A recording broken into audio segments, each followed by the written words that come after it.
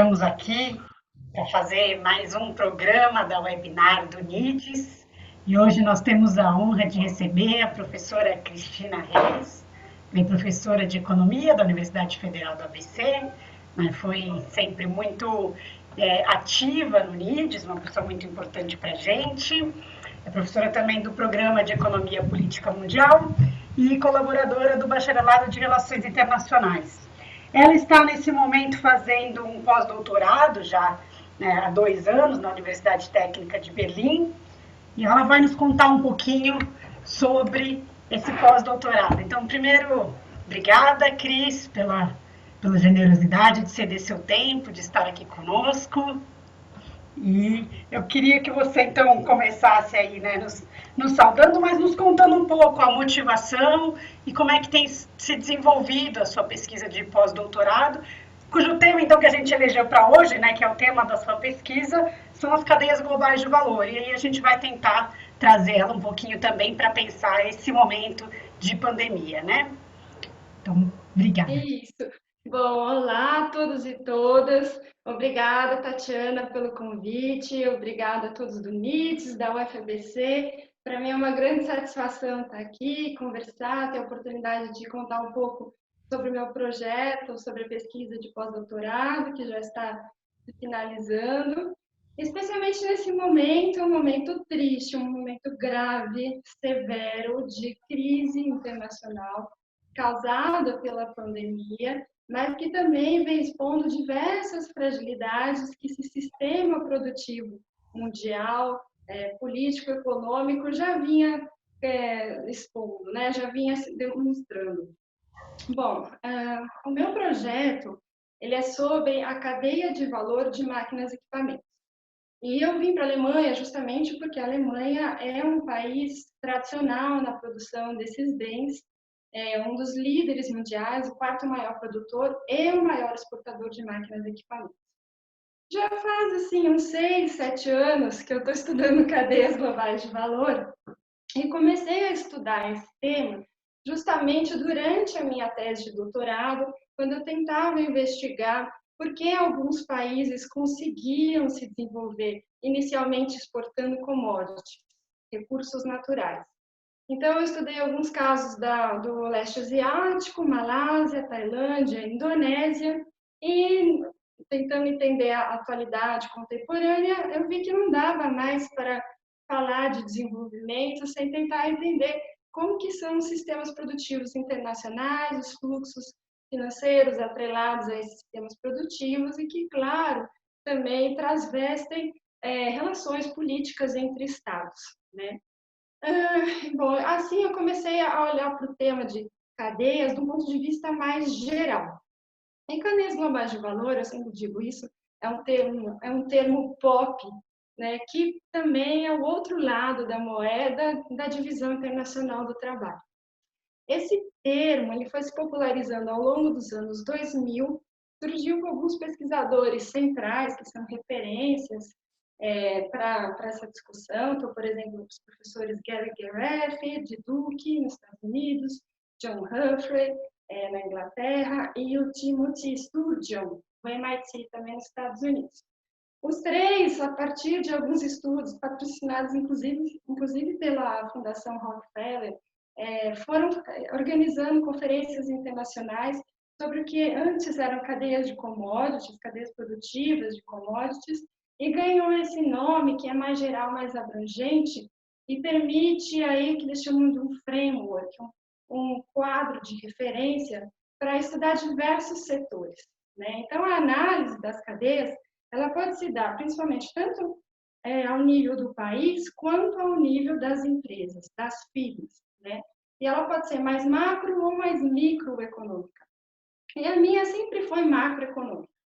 Quando surgiu a oportunidade dessa bolsa, né, da União Europeia Marie Curie, eu pensei, puxa, eu vou aproveitar o meu pós-doutorado para olhar um setor, porque é muito difícil generalizar conclusões sobre o funcionamento dessas cadeias no nível macro. Precisa, pelo menos, olhar um pouquinho algumas cadeias com maior detalhe. E eu escolhi máquinas justamente porque esse é o coração do sistema produtivo industrial que na abordagem que eu prefiro, do ponto de vista econômico, é também o coração de toda atividade econômica. Então, um país que tem o setor de máquinas forte, gerando tecnologia, na vanguarda, geralmente ele vai constituir também um tecido produtivo mais complexo, com mais empresas dessa cadeia, atuando ao redor dessa cadeia, e se as máquinas, né, entrarem nas outras atividades econômicas, eleva a produtividade e pode elevar salários. Então, por isso que eu escolhi esse setor. Bom, então essa é toda a justificativa para o meu tema. E, bom, posso contar um pouquinho do que eu já descobri até agora. Acho que seria a segunda pergunta, né?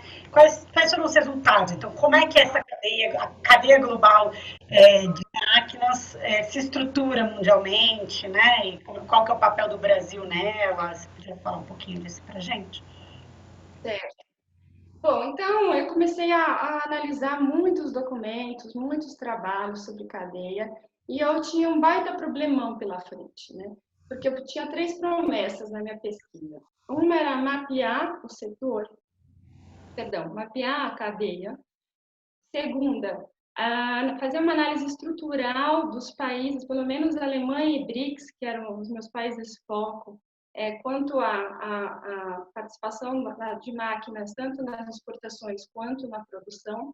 E o terceiro era achar oportunidades para o Brasil, para os outros BRICS e países periféricos em geral, para atuar em atividades mais interessantes da cadeia. Mas o meu primeiro problema é que eu achava que conseguiria fazer um mapa desse setor e também não dá, porque ele é muito complexo, tem muitos bens. E fazer um mapa como um fluxograma, algo da engenharia, por exemplo, seria simplesmente impossível, teria que escolher uma abordagem. Então, a estratégia que eu utilizei foi usar a mesma estratégia, né, no caso das políticas públicas. Então, como as políticas públicas são feitas para cadeias de valor? Como é um tema relativamente novo, ainda se estão desenhando essas políticas públicas, mas, em geral, elas tomam como ponto de partida a curva sorriso. Curva sorriso. E quem já ouviu minhas aulas está muito acostumado. Estou eu de novo falando da tal curva sorriso. O que é a curva sorriso? Ela pega as atividades da cadeia antes, durante e depois da produção e atribui um valor para cada uma delas. Então, nessa curva, tem mais valor as atividades antes e depois da produção, que são pesquisa e desenvolvimento, design, logística de compras, e depois da produção, que é a atividade que adiciona menos valor, de acordo com a curva, vem serviços pós-vendas, marketing, logística de vendas. A minha dúvida, sempre ao olhar para essa curva sorriso, era assim, mas será que isso é verdade? Por que todo mundo toma isso como se fosse verdade? Então, eu usei a curva sorriso para ser o parâmetro para a minha pesquisa, né? E aí surgiu a primeira dificuldade. Bom, na verdade, a gente tem quase nenhum dado sobre cadeias de valor. O que a gente tem ao nível de país são dados de contas nacionais, de exportação e importação, de entrada e saída de investimento direto, e a gente nem tem isso setorial muito bem distribuído.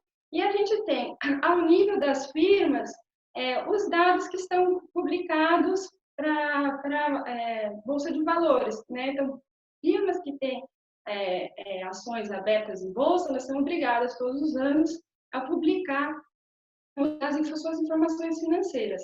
Então, eu comecei analisando esses 2 grupos de dados, ao nível país, como estão os fluxos de exportação e importação, usando também as bases de valor adicionado, que vai ver a participação de um valor importado nas exportações dos países, e também os dados financeiros das empresas de máquinas e equipamentos. E o que eu descobri aí, olhando para os dados financeiros, é que as empresas ainda concentram muito dos seus custos em produção. Por outro lado, olhando para os dados de países, a gente descobre o óbvio, que realmente existe uma concentração da produção e da exportação mundial, assim, estamos falando de 83%, mais ou menos, da produção mundial em 10, 15 países. e das exportações a mesma coisa. Então, existe uma relação centro-periferia nas cadeias e existe também uma concentração, né, em termos de custos, em atividades produtivas, o que contraria um pouquinho a curva sorriso. Mas para descobrir o valor que cada empresa atribui para as atividades da curva sorriso, eu só podia fazê-lo perguntando para elas. Então, a parte principal da minha pesquisa foi fazer entrevistas e questionários junto a empresas do Brasil e da Alemanha sobre como elas atribuem valor para as suas atividades da cadeia. Então, até esse momento, eu já estou analisando os resultados e preparando os últimos papers sobre isso. Cristina, e dá para a gente pensar um pouco como é que essa cadeia foi afetada pela pandemia do coronavírus? Há algum já impacto direto sobre ela? Sim, então, e aí, quando começou a pandemia, abrindo um pouquinho aqui, eu fiquei muito paralisada. Eu fiquei paralisada como pessoa, como pesquisadora, como cidadã do mundo, e fiquei, assim, um pouco tentando sentir o que estava acontecendo, entender o que estava acontecendo. Passados, assim, umas 3 semanas, pensei, bom, agora eu preciso voltar para minha pesquisa e não tem mais, a minha pesquisa perdeu sentido se eu não conseguir dar algumas respostas sobre o que está acontecendo durante a pandemia. Então, ao final, né, agora em abril, eu realizei um levantamento muito rápido, né, de alcance limitado, por causa de que teve que ser rápido e simples, junto às mesmas empresas que já estavam na pesquisa, para entender quais justamente os impactos da pandemia nas cadeias delas, né? E os resultados são muito claros, assim. Há várias interrupções ao longo da cadeia, né? Então, inicialmente, como a crise começou na China, os países que dependiam de importar ações, né, da China para de peças, de matéria-prima e até de máquinas inteiras, porque existem empresas que simplesmente importam a máquina inteira, põem o selo nacionalmente e revendem, tanto no mercado interno quanto no mercado da América do Sul, que é onde atuam as empresas brasileiras. Então, essa interrupção de negócios com a China já gerou um grande problema, né? Em seguida, veio a progressiva desvalorização do real, e tornando também as importações mais caras, que gerou outro problema. Tanto teve atraso nas importações ou interrupções, aumento do frete, né, dos transportes, e também a desvalorização do real, que imediatamente já deu um problema de caixa para as empresas. Somado a isso, vieram outros impactos, né? Então, a produção ficou prejudicada naquelas empresas que tiveram que atender ao isolamento, claro, teve que fazer isso, ou então a outras regras de produção com escalonamento de horários, jornadas reduzidas, a quantidade de pessoas em cada momento, em cada lugar reduzido. Então, a produção teve um impacto importante. Somado a isso, a queda de demanda, porque como máquinas e equipamentos é um bem caro, um investimento produtivo, e durante a incerteza não se sabe quanto vão ser as vendas, né? As empresas também reduziram ou cancelaram seus pedidos ou também foram inadimplentes. Então, tem um quadro geral muito grave de problemas no capital de giro das empresas, de fluxo de caixa, de queda de demanda, queda de produção, queda de produtividade e cadeias interrompidas. Acho que esses foram os principais impactos relatados. E dessa forma, né, nesse momento, as atitudes das empresas tornaram-se totalmente curto-prazistas, né? Totalmente não, na maioria das empresas. E algumas souberam administrar isso diferente, mas eu posso entrar nessa questão depois. Sim, como é que você, essa agenda de pesquisa e a própria economia política internacional no pós-crise, você conseguiria apontar alguns elementos de como é que seria essa recuperação ou impacto? Isso, então, bom, pegando essa parte da geopolítica, eu vou trazer aqui os resultados mais amplos do projeto, né? Primeira conclusão importante, lembrando daquela curva sorriso, é que não dá para generalizá-la para as empresas que estão no Brasil e atuam em cadeias regionais, nacionais ou globais. Tá? Cada empresa vai valorizar as atividades de uma forma diferente. Ainda tem empresas que valorizam muito a produção e a curva sorriso se torna um invertido, é a curva triste, não é sorridente. E tem empresas que realmente já estão num nível em que as atividades intangíveis são as que adicionam mais valor.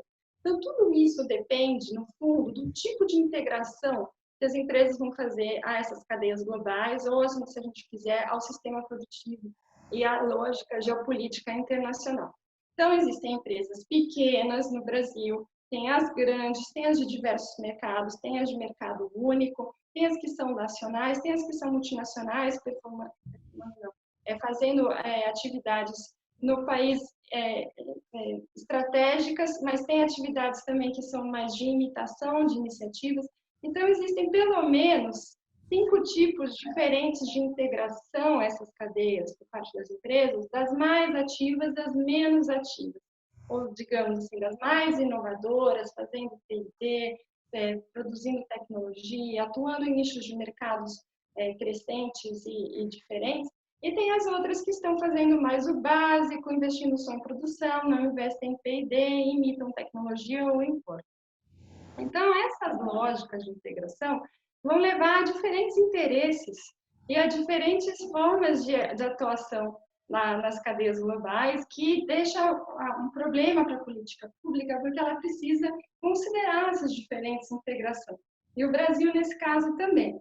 Então, olhando para esse cenário, diante do momento em que o Brasil tem um discurso de abrir sua economia, tornar-se mais integrado nas cadeias, isso pode gerar resultados muito adversos e só aumentar a nossa dependência tecnológica. Né? Então, não existe uma conclusão geral assim, nós precisamos, por exemplo, deixar o câmbio desvalorizado para que as nossas empresas consigam exportar. Ou, tampouco, vamos abrir a nossa economia para que as empresas consigam importar tecnologia e modernizar sua produção, barateando também os custos. Não existe uma conclusão geral para isso. Né? O que se pode generalizar é que o Brasil ainda realmente tem uma atuação muito periférica, não é um grande exportador de máquinas, embora seja um grande produtor, a 12º maior produtor, e do ponto de vista político, ele se torna quase que inexpressivo nas cadeias de máquinas e equipamentos, e isso a gente pode trazer também para o plano de ponto de vista industrial como um todo, como gerador tecnológico ou como grande player importante para as filiais das multinacionais que aqui atuam. Então, o Brasil não tem esse papel. E ele está cada vez mais abrindo mão desse papel, né? Então, isso está em consonância com o que o governo está fazendo, que é uma política externa muito submissa. Inclusive, que eu e a Tatiana, a gente tem um artigo sobre isso, que a gente fala que a forma, né, que o Brasil se insere nessa dinâmica internacional, ela é dependente, ela é, do ponto de vista tecnológico, e ela é decadente, porque é cada vez mais submissa, menos altiva, como já tentou ser no passado, teve algum esboço para isso, embora tampouco tenha atingido grandes resultados.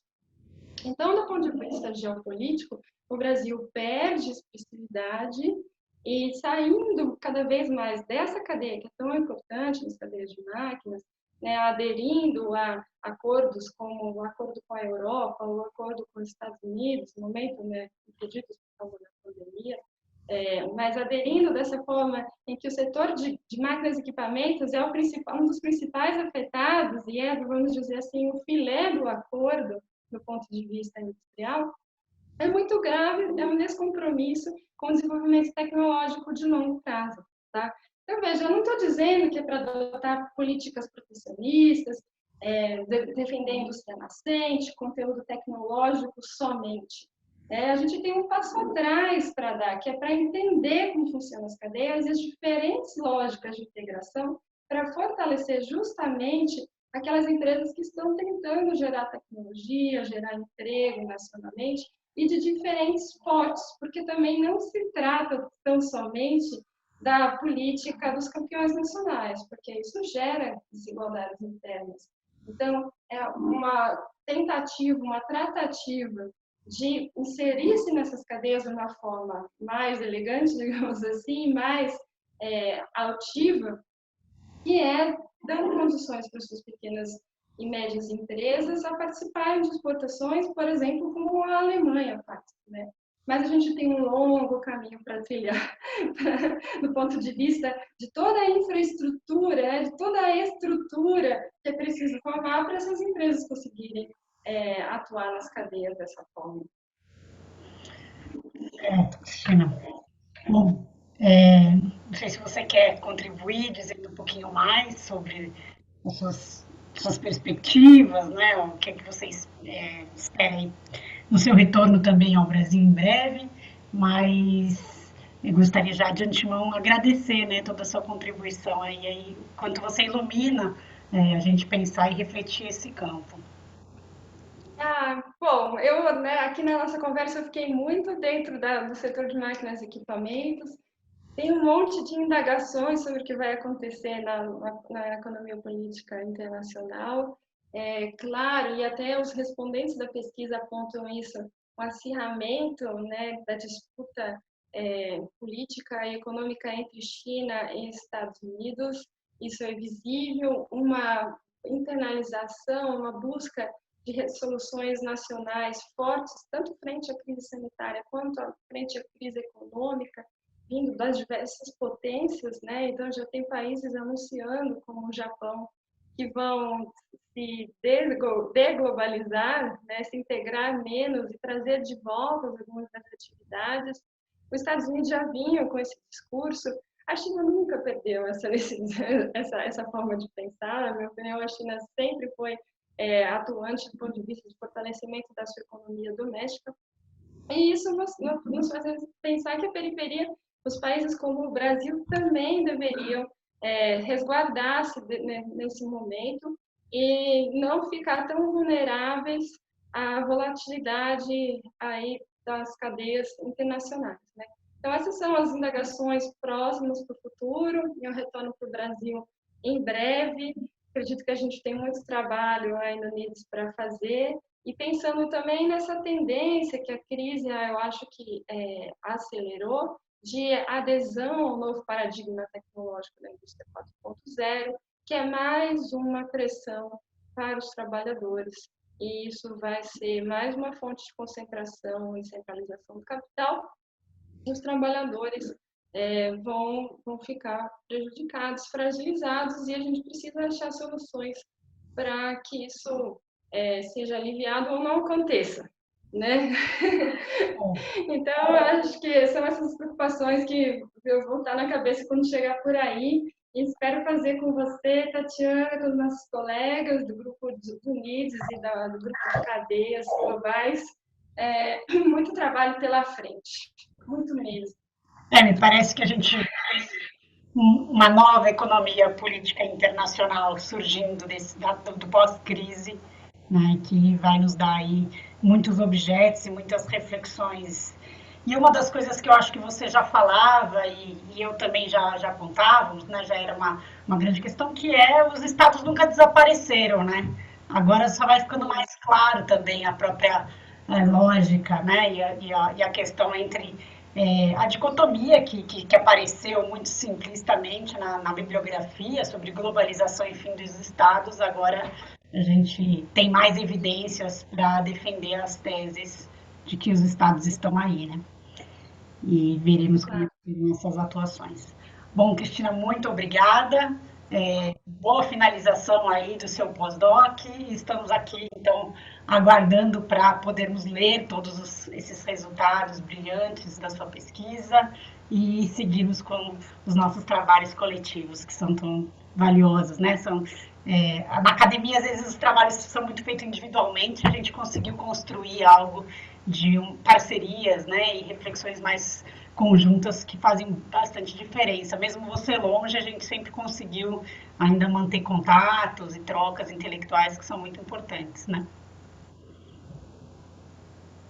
Super, sinto muita falta disso, a gente tenta manter e, bom, logo estou de volta, agradeço muito a oportunidade de falar sobre a minha pesquisa E queria desejar a todos muita saúde, calma, perseverança para enfrentar esse período que é de fato muito difícil, muito transformador e que nos faz reavaliar tanto a sociedade, o nosso lugar na sociedade, quanto questões mais internas mesmo, né? Então, bom, eu deixo aqui uma mensagem de boa sorte para todos nós. Vamos